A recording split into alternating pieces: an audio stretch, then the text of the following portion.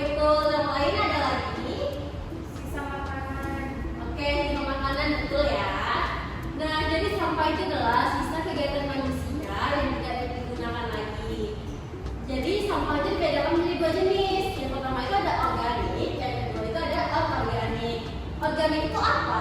Organik itu adalah sampah yang mudah terurai oleh alam. Kalau organik itu yang sebaliknya, tidak bisa terurai, tapi dia harus didaur ulang kembali. Nah, sekarang kita akan belajar contoh-contoh sampah organik dan sampah anorganik. Nah, contoh sampah organik itu apa aja? Yang pertama itu ada daun kering, kulit buah, sisa makanan, tulang ikan, dan sisa sayur. Nah, sebenarnya itu masih banyak banget nih sampah-sampah organik. Cuma kakak masuk itu ada sekitar 5. Untuk sisanya bisa kalian cari sendiri di rumah ya, Kak. Nah, kalau tadi kita sudah belajar contoh sampah organik, maka sekarang adalah sampah non organik. Sampah non organik itu adalah seperti botol plastik, kaleng, kertas bekas, kardus, dan juga plastik bungkus. Nah, jadi selain yang ada di sini ada tahu lagi ada sampah non organik. Tahu. Apa Kotak tuh? kemasan susu. Oke, betul ya. Sampah kotak kemasan itu juga masuk ke non organik.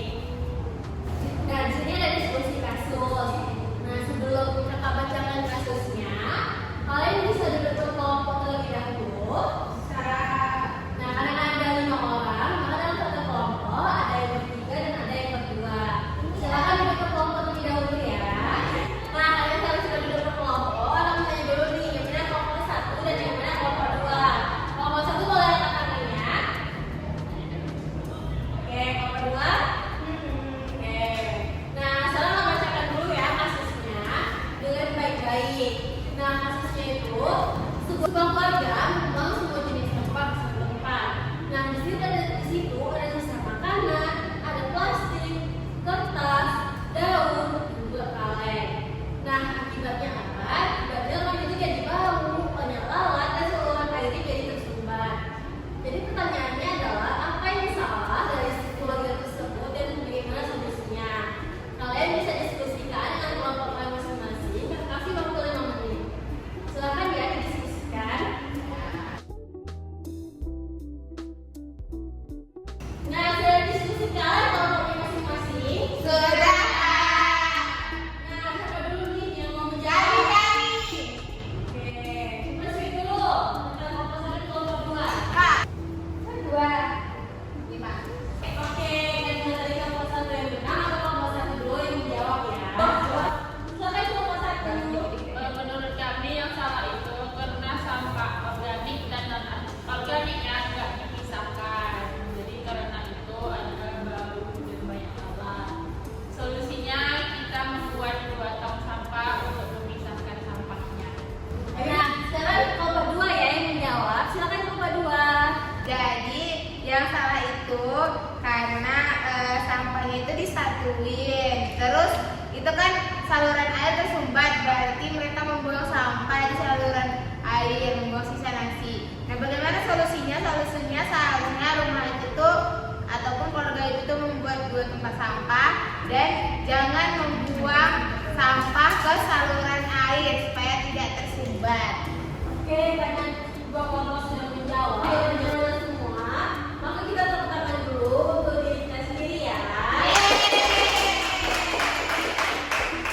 Jadi ada dua hal yang kita tidak pilih sampah. Yang pertama itu akan terjadinya bau tidak sedap. Nah, kedua itu ada sarang lalat dan menjadi penyakit. Yang ketiga, saluran air tersumbat. Nah, sekarang kita akan mendemonstrasikan